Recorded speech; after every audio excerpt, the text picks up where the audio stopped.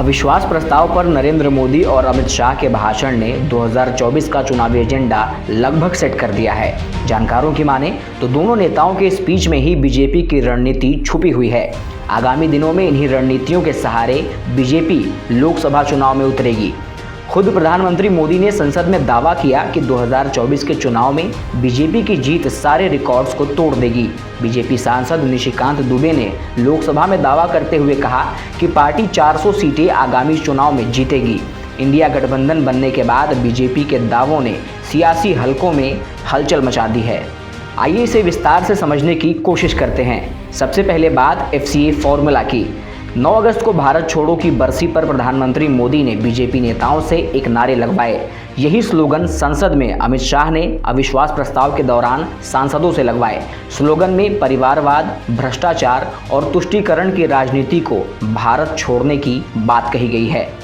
India गठबंधन को प्रधानमंत्री ने परिवारवाद की उपज बताया था, जिसके बाद माना जा रहा है कि बीजेपी 2024 में परिवारवाद यानी फेमिनिज्म, भ्रष्टाचार यानी करप्शन और तुष्टीकरण यानी अपीजमेंट को बड़ा मुद्दा बना सकती है।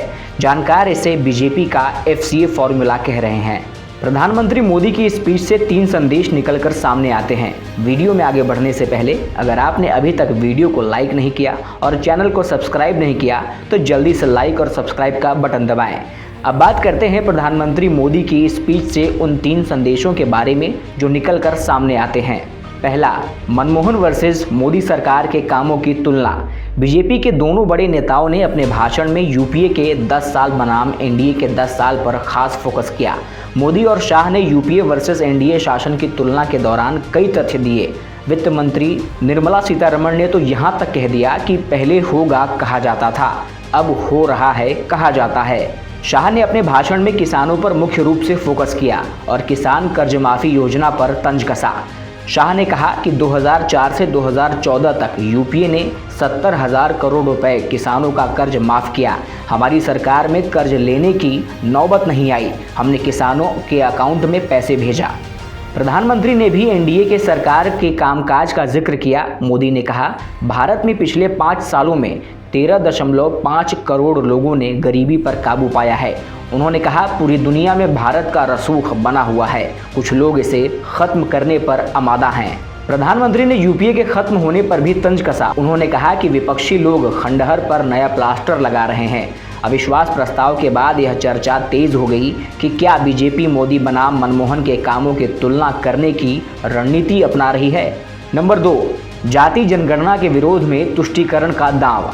अविश्वास प्रस्ताव पर बहस के दौरान सत्ता पक्ष ने तुष्टीकरण के मुद्दे पर कांग्रेस समेत सेक्युलर दलों को जमकर घेरा। खुद प्रधानमंत्री ने कश्मीर से पूर्वोत्तर तक अपनाई गई कांग्रेस की तुष्टीकरण नीति पर निशाना साधा। कहा जा रहा है कि बीजेपी तुष्टीकरण के दांव से जाति जनगणना के मुद्दे को कुंद करने की रणनीति अपना सकती है।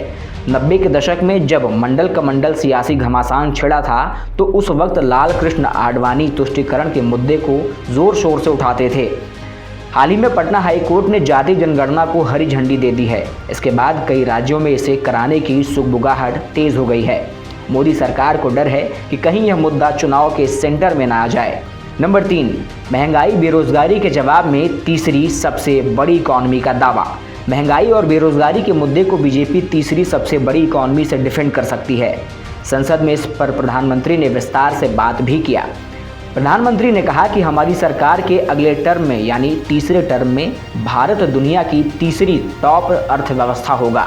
प्रधानमंत्री इससे पहले भी सरकार आने पर तीसरी सबसे बड़ी अर्थव्यवस्था बनाने की बात कह चुके हैं।